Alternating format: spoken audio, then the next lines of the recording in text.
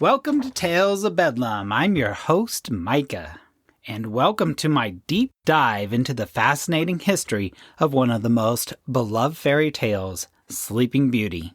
Today, I alone will discuss 6 versions of this story, and don't worry, it's really not that long.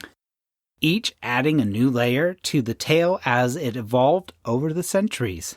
Trigger warning, some of these stories involve non-consensual sex and cannibalism. Our journey starts in the 1300s with an oral tale called Troy and Zeladine. In this early version, a deity curses Princess Zeladine, putting her into a deep, deep sleep.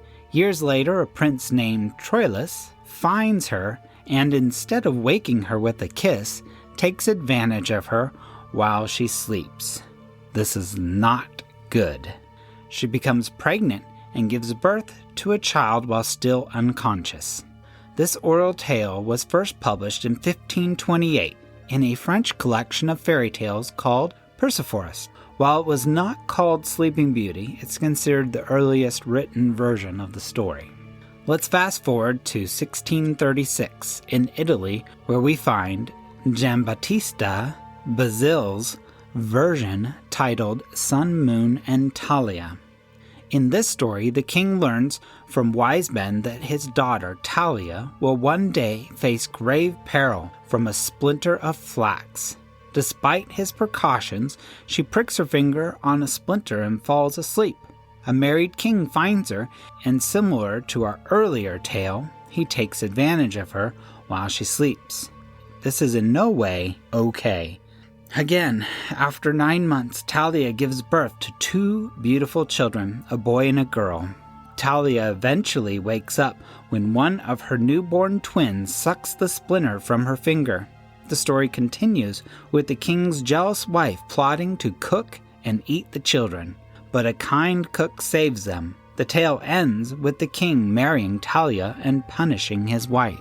The story end is morally wrong and unjust towards the king's wife and Talia.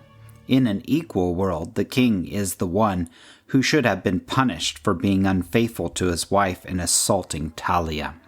By the late 1600s, Charles Perrault's Sleeping Beauty in the Wood tells a gentler story in France.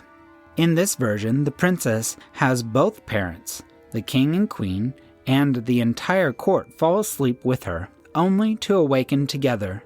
The prince does not assault her, but instead kneels before her. She awakens, they talk, and they fall in love.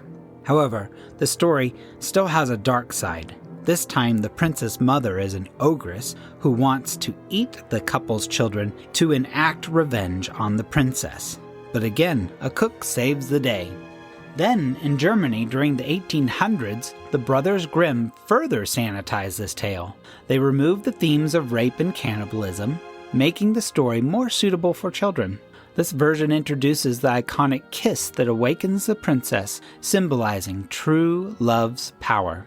Finally, in 1910, the English version of Sir Arthur Quiller-Couch. Couch. I wish my last name was Couch. That's pretty neat. Which most resembles the story we tell today. This version is the most romanticized, emphasizing love and respect. The prince kneels and kisses the princess's hand, not her lips, showing a newfound sensitivity and gentleness. With that, her enchantment ended.